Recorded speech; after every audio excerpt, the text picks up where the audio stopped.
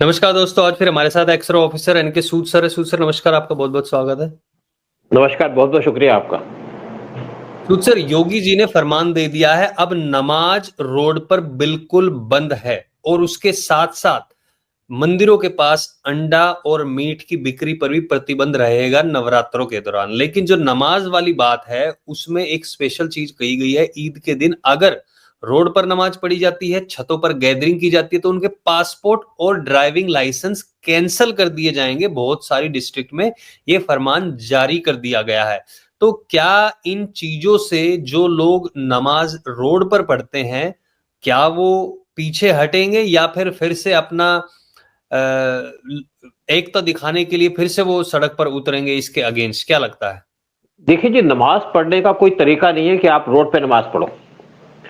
मैंने बहुत सी जगह देखा है, दिल्ली के अंदर भी, वेस्ट दिल्ली के अंदर लोग रोड पे नमाज़ पढ़ने लग जाते हैं फ्राइडे को, और वहाँ पे जो लोकल लोग हैं उनको परेशानी होती है, जो हिंदू कॉलोनी के अंदर है, स्पेशली उनको प्रॉब्लम होती है क्योंकि ये लोग उनके घर में नमाज़ पढ़ते हैं आस-पास, और बाद में वहाँ से कुछ मुस्लिम आकर के चोरियां करते हैं, दंगाई करते हैं, तो लोगों को बड़ी परेशानी होती थी।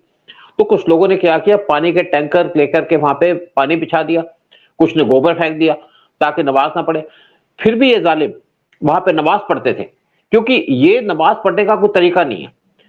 मतलब आप रोड पे नमाज पढ़ते हैं क्यों? इनका पर्पस क्या है? इनका पर्पस है लोगों को परेशान करना और दिखाना कि हम बहुत ज्यादा मजबूत हैं। इनको पता है हिंदू इन पे ये तो अटैक नहीं कहते हैं करेंगे। कि थोड़ी देर, बट ये इनका कहना तो ये है ना सूद सर, थोड़ी देर के लिए नमाज पढ़ने के लिए क्या प्रॉब्लम है? देखिए, कोई सिस्टम होता है हर एक चीज का। ये सिर्फ हिंदुस्तान के अंदर है जो रोड पे नमाज पढ़ते हैं, क्योंकि इनका एक एजेंडा है, गजवा हिंद, उसके अंदर इनको बताया जाता है बस मदरसों के अंदर कि आप नमाज पढ़ो, अपनी इंपॉर्टेंस दिखाओ और लोगों को तंग करो, परेशान करो, क्योंकि हिंदुस्तान हमारा है और हिंदुस्तान बिलोंग करता है मुस्लिम को। लेकिन पाकिस्तान में कोई नमाज नहीं पढ़ता रोड के ऊपर। बांग्लादेश का मैं कह नहीं सकता, वहां पे भी होती होगी, यानी पाक में पढ़ लेते होंगे, लेकिन रोड पे कोई नमाज नहीं पढ़ता। लेकिन वहां पे देखा मैंने, जब शेख हसीना पावर से पे थी तो लोग नमाज पढ़ने आ गए थे रोड पे, उनको पुलिस ने डंडे मार के भगा दिया। वहां पे किसी भी गल्फ कंट्री के अंदर नमाज रोड पे पढ़ी नहीं जाती। मैंने तो नहीं देखा, मैं ईरान के अंदर रहा, मैं यूएई के अंदर रहा, वहां पे मैंने कभी नहीं देखा लोग नमाज पढ़ते हो रोड के ऊपर। जिससे नमाज पढ़नी है अपने घर में पढ़ेगा या जाके मस्जिद में पढ़ेगा। जो सबसे इंपॉर्टेंट कंट्री है मुस्लिम की, वो है सऊदी अरेबिया। सऊदी अरेबिया के अंदर नमाज पढ़ना अलाउड नहीं है रोड के ऊपर। इवन जो सऊदी के क्राउन प्रिंस हैं, उन्होंने तो ये भी ऑर्डर निकाल दिया है कि आप मस्जिद के ऊपर लाउड स्पीकर नहीं लगा सकते। कहता है अगर आप नमाज पढ़ते हैं या वहां पे अनाउंसमेंट करते हैं, उससे लोगों को परेशानी होती है। जो आपके बातें नहीं सुनना चाहता, उसको आप क्यों परेशान करते हो? ये इस्लाम की इंसल्ट है। और वहां पे तो देखा जाए, सऊदी के अंदर तो बहुत सी चेंजेस ला दिए इन्होंने। वो कहते हैं हम अपनी कंट्री के अंदर मिलिटेंसी को खत्म करना चाहते हैं, गल्फ के अंदर खत्म करना चाहते हैं, लोगों को एक पॉजिटिव एटीट्यूड देना चाहते हैं। जैसे उन्होंने लेकिन ये भी लेकिन कहा। सूद सर, ये जो ड्राइविंग लाइसेंस कैंसिल करने की, पासपोर्ट कैंसिल करने की जो बातें की जा रही हैं, अगर ईद के दिन नमाज पढ़ी जाती है तो कुछ लोग ये भी कह रहे हैं एक दिन नमाज पढ़ने में क्या प्रॉब्लम है, जब एक त्योहार है। तो कई लोगों का ये भी कहना, जैसे एक एग्जांपल मैं देता हूँ, मुनव्वर फारूकी, जो पहले भी हिंदू देवी देवताओं के खिलाफ बयान दे चुका है, जेल में भी रह के आ चुका है, कॉमेडियन जिसे कहा जाता है, वो उसका बयान आया कि इसका मतलब क्या कोई भी त्योहार अब रोड पर नहीं होंगे। उसका डायरेक्टली ये मैसेज था, जैसे गणपति होता है या फिर कुछ जुलूस निकलते हैं जैसे रामनवमी, हनुमान जयंती, उसकी तरफ टारगेट था। तो ये दोनों में क्या फर्क है फिर? देखिए, फर्क ये है, उसकी परमिशन ली जाती है, क्योंकि हिंदुइज्म के अंदर सिस्टम लगा हुआ है कि आप जैसे दुर्गा पूजा के टाइम में लोग दुर्गा पूजा करते हैं एक पर्टिकुलर प्लेस के ऊपर, बाद में उसका विसर्जन किया जाता है, उसलिए लोग जाते हैं, कोई उनको शौक नहीं है सड़कों में घूमने का। और यहाँ पे जो नमाज की बात है, नमाज का सिस्टम है, नमाज सिर्फ मस्जिदों में पढ़ी जाएगी। अगर किसी मुस्लिम कंट्री में नमाज नहीं पढ़ी जाती रोड पे, तो हिंदुस्तान में क्यों पढ़ी जाएगी? हिंदुस्तान तो कोई मुस्लिम कंट्री नहीं है, क्योंकि इनका पर्पज है यहाँ पे। यहाँ नमाज बैन की थी, ये पुलिस वाला है जो दिल्ली पुलिस का है, इसने यहाँ बैन थी नमाज पढ़नी, लेकिन लोग नमाज पढ़ने लग गए। ये इसने जब उन्होंने इनसे परेशान करना शुरू कर दिया, तो इसने उनसे जबरदस्ती उठाना शुरू कर दिया, लेकिन इस पुलिस वाले को सस्पेंड कर दिया गया, जो बहुत गलत बात है। और आज जब नमाज पे बैन लगा है, तो कोई मुस्लिम कंट्री तो नहीं बोल रही कि आप क्यों बैन कर रहे हो लोगों को नमाज पढ़ना रोड के ऊपर, क्योंकि ये इस्लाम के अंदर प्रोहिबिटेड है। आप सड़क पे गंदे कपड़े पहन करके, सड़क पे जहां पे टॉयलेट गिरा होता है, जहां पे लोग टॉयलेट करते हैं, या वहां पे गंदा होता है, या इवन गोबर गिरा होता है, वहां पे बैठ के आप नमाज पढ़ते हो। नमाज कहते हैं एक पाक चीज है, आप पढ़िए, आपके लिए मस्जिदें बनी हुई है, हर एक चीज के लिए स्पेशल एक परमिशन दी जाती है, एक स्पेशल एक प्रोजेक्ट होता है कि आपने नमाज कहां पढ़नी है, आपने पूजा कहां पढ़नी है। क्या हम रोड पे बैठ करके पूजा करनी शुरू कर दें? ये तो परमिशन पर नहीं है ना। और कोई आपने काम करना है तो उसकी परमिशन ली जाती है, स्पेशल आपका त्योहार हो, जैसे इनके त्योहार होते हैं, ईद के टाइम में बहुत बहुत मार्केटें लगा करती है, तो वहां पे आप जाइए, खाइए पिए, एंजॉय करिए। आप नमाज पढ़ के किसी को तंग कर रहे हैं? तो कौन परमिट सर करता ऐसा है तो कि नहीं है कि जो नमाज पढ़ने के लिए जो मॉस्क वगैरह होते हैं उनमें जगह नहीं है, ईदगाह और उनमें जगह नहीं है, ऐसा तो नहीं है कहीं? ऐसा तो इसलिए किसी ने कंप्लेंट भी नहीं किया। देखिए, जब ये कहा कि रोड पे नमाज नहीं पढ़ी जाएगी, तो बहुत से जो मुस्लिम स्कॉलर्स हैं या मुस्लिम लीडर्स हैं, उन्होंने भी टीवी के ऊपर कहा है कि बिल्कुल ठीक बात है, नमाज घर में पढ़ी जाएगी। किसी ने कहा था बीच में, एक दो लोगों से मैंने देखा था, उनके वीडियो सुना था, वो कहते अपने छत पे पढ़ेंगे, कोई रोक सकता तो रोक ले। तो लोग ये कह दिया कि आप पढ़िए अपने छत के ऊपर। छत के ऊपर देखिए, आपने जब भी देखा होगा, बहुत से केसेस देखे होंगे, जब ये नमाज पढ़ते हैं छत के ऊपर, तो उसका पथराव करना शुरू कर देते हैं, और कहा कि अगर मतलब आप पढ़ोगे तो आप पथराव कई बार छतों से किए जाते हैं, जिसमें वो होते हैं, पत्थर होते हैं। ये नहीं पता ये अब उस हाँ टाइम पे नमाज पढ़ रहे हैं क्या कर रहे हैं, लेकिन उसके ऊपर भी प्रतिबंध लगा दिया है। रोड पे नमाज आप और गैदरिंग ऑन रूफ टॉप, देखिए, वो दोनों पे आपको याद मना होगा दिल्ली के अंदर जब राइट्स हुए थे 2020 में, तो उस टाइम पे हम्म, छतों से पत्थर फेंके गए थे। ये हम्म, नमाजियों को छत पे इकट्ठा किया गया। नमाजियों को इकट्ठा करने का मतलब है कि उनको सरमन इशू किए जाते हैं। क्या आप पहले तो उनको कहते हैं नमाज पढ़ो 2 मिनट के लिए, नमाज पढ़ने के बाद उनको इंस्ट्रक्शन दी जाती है कि अब तो गजवा हिंद करना पड़ेगा, पत्थर मारो, ये तो काफिर है। किसी और धर्म के अंदर क्या दूसरे को कहा जाता है कि आप नीच हो या आप घटिया हो? ये हिंदुओं को काफिर कहते हैं, ये क्रिश्चियन को काफिर कहते हैं, ये जो आपके शिया है उनको काफिर बोलते हैं। तो इनका जो एटीट्यूड है हेट करने का, इसीलिए इन पे एक्शन लिया जा रहा है। आप देखिए, बहुत से लोगों ने सड़कों पे मजार बना दी थी। ये तो जब से पीएम मोदी आए या योगी आए, इन्होंने उनको तोड़ना शुरू कर दिया। मजार बनाने का क्या मतलब है? रोड के ऊपर लोग तंग किया जाए, लोगों को परेशान किया जाए, बताया जाए हमारी इंपॉर्टेंस है, हम बहुत पावरफुल है। देखिए, मुस्लिम तो कहते हैं कि बहुत पावरफुल है, क्योंकि इकट्ठे होकर के अटैक करते हैं और प्लान तरीके से अटैक करते हैं। लेकिन अगर ये शांति प्रिय लोग होते, किसी को तंग ना करते, हमारी यात्रा में पत्थर ना फेंकते, तो हमें क्या प्रॉब्लम थी? गवर्नमेंट को क्या प्रॉब्लम थी? करते रहिए जो भी आपने करना है। अभी आपने देखा होगा कि बात हो रही थी यहाँ पे, कभी शाहजहां की बात हो जाती है, कभी अकबर की बात होती है, फिर किसी और की बात होती है, तो इकट्ठे होकर के पत्थर फेंकना शुरू कर देते हैं। सर इस लेकिन तरीके ये से तो अगर ये चीज होगी कि नमाज नहीं पढ़ी जानी है, और आपने बिल्कुल सही कहा कि जब रामनवमी वगैरह होती है उस टाइम पे इजाजत ली जाती है, कोई जुलूस निकाले जाते हैं, लेकिन ये फ्राइडेज को भी कई बार देखा है कि वहां पे भी पूरे के पूरे रोड घिरे होते हैं। कोई किसी के धर्म के खिलाफ नहीं बोलता है, लेकिन ये चीजें होनी चाहिए मॉस्क में, बिल्कुल ये सही बात है। लेकिन पासपोर्ट कैंसिल करना, लाइसेंस कैंसिल करना, पासपोर्ट कैंसिल करना से अब जो जाते हैं ये लोग, मक्का वगैरह जाते हैं, उन लोगों के लिए प्रॉब्लम हो जाएगी, लेकिन सारी पॉपुलेशन थोड़ी जाती है। अब 25 करोड़ लोग हैं भारत में, तो उसमें 1 करोड़ भी नहीं, मुश्किल से नहीं जाते होंगे, तो उसका क्या फर्क पड़ेगा, कितना फर्क पड़ेगा? फर्क उसका ये पड़ेगा कि बहुत से लोग गल्फ के अंदर जॉब लेने जाते हैं और उनको उसके लिए पासपोर्ट चाहिए। अगर पासपोर्ट नहीं लेंगे होगा उनके पास, तो उनको फॉरेन जाने की परमिशन नहीं दी जाएगी, उनको जॉब नहीं मिलेगा। देखिए, बहुत से मुस्लिम जाते हैं गल्फ कंट्रीज के अंदर। आजकल यूरोप ने तो इनको बैन कर दिया है। यूरोप, अमेरिका और यूरोप इनको परमिट नहीं कर रहे, कोई काम के लिए नहीं बुलाता, किसी रिश्तेदार के बहाने कहीं चले जाए, लेकिन नॉर्मली कोई कंट्री इनको परमिट नहीं करता। इवन इस टाइम पे इनको गल्फ भी परमिट नहीं कर रहा, गल्फ वाले इनको इन्वाइट नहीं करते, पाकिस्तानी को तो बिल्कुल बैन कर दिया। तो इनको जॉब लेने के लिए जाना पड़ता है, और फिर ड्राइविंग लाइसेंस नहीं होगा, क्योंकि ये लोग जिनको गुंडेइज्म की आदत है, उनको ड्राइविंग लाइसेंस छीन लिया जाएगा, तो वो मोटरसाइकिल नहीं चला पाएंगे, कार नहीं चला पाएंगे। ज्यादातर ये कुछ टैक्सी ड्राइवर भी हैं इनके बीच में। देखिए, ये काम क्या करते हैं?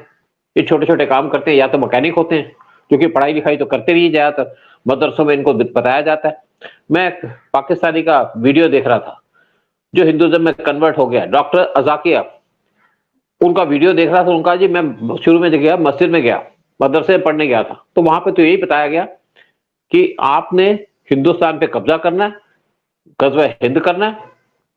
देखा गया तो वहां पे यही पढ़ाया जा रहा है। कहते बाद में मैंने सोचा कि गजवा हिंद क्या होता है, क्यों इस पे कब्जा करना है, क्योंकि अगर ये पीसफुल तरीके से काम करे, वैसे भी इनको कुछ लोग कहते हैं पीसफुल, पीसफुल इनको चिढ़ाने के लिए कहते हैं, क्योंकि ये दूसरे टाइप के पीसफुल है जो गड़बड़े करते हैं, राइटिंग करते हैं।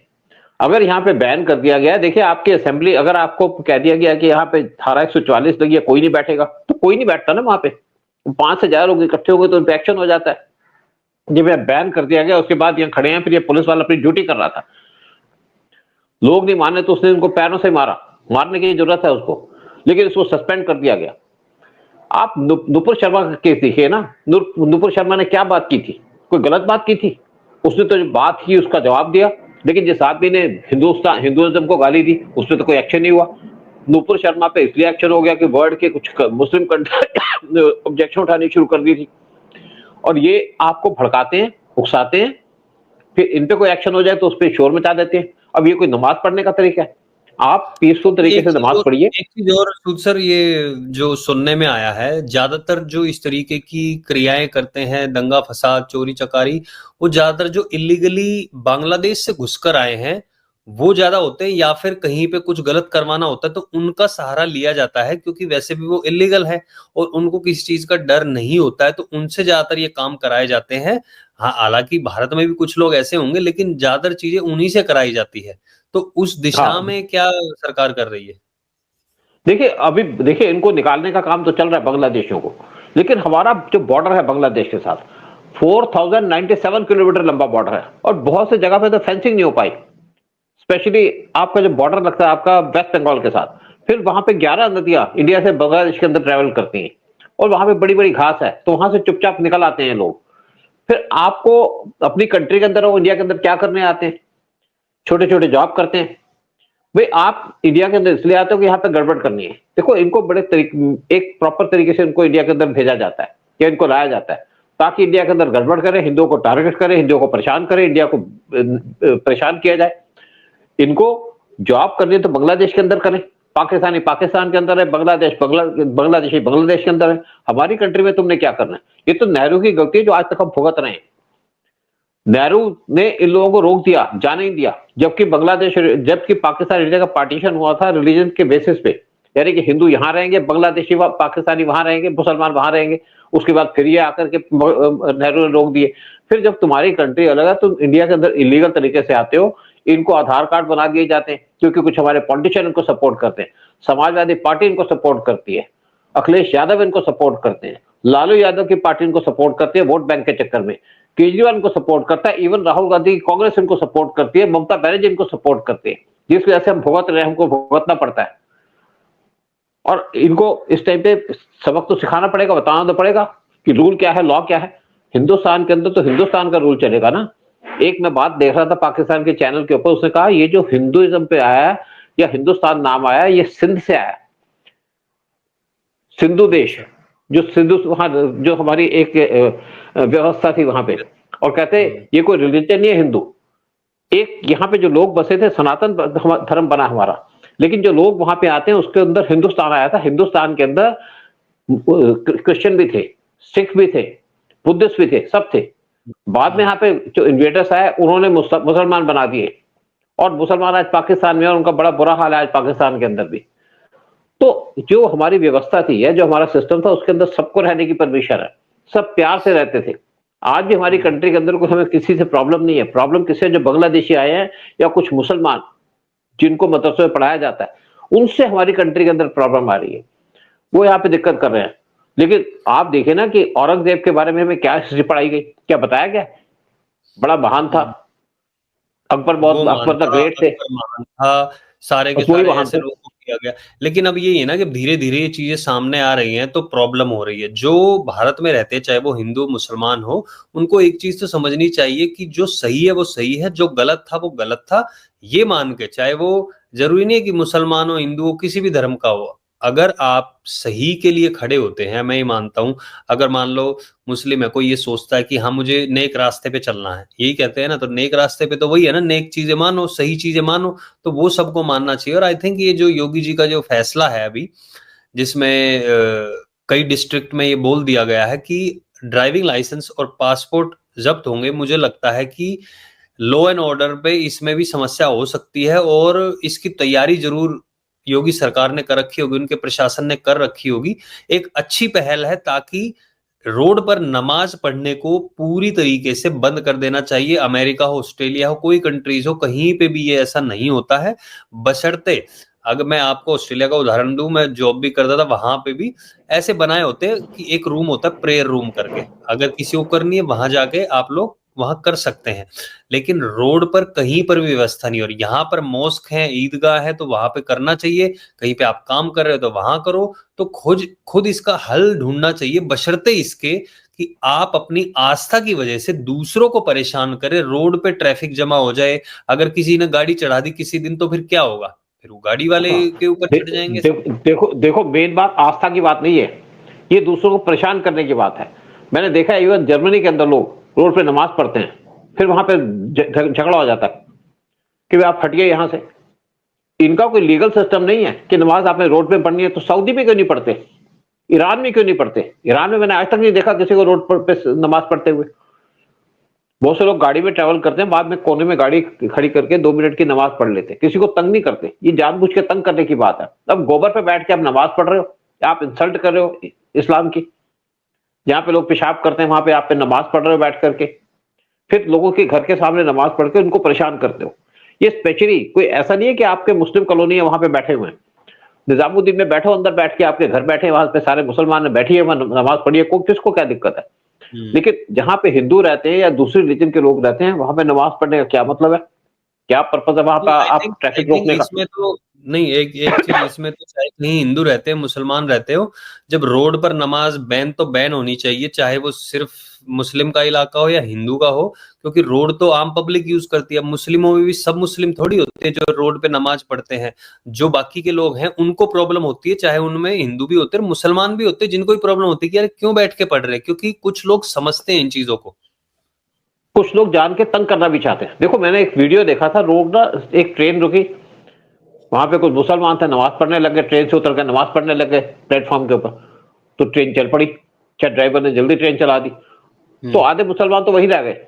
फिर देखा एक लड़की, एक लेडी किसी के घर में घुस के नमाज पढ़ रही है। उसने कहा जी मेरे घर में कैसे घुस गए, तो मेरी बालकनी में कैसे घुस गए? आपको इतना शौक है नमाज पढ़ने का तो पढ़िए। अब नमाज के टाइम में कहता है कि इनका बड़ा, रमजान का महीना इनका बड़ा शुभ महीना होता है।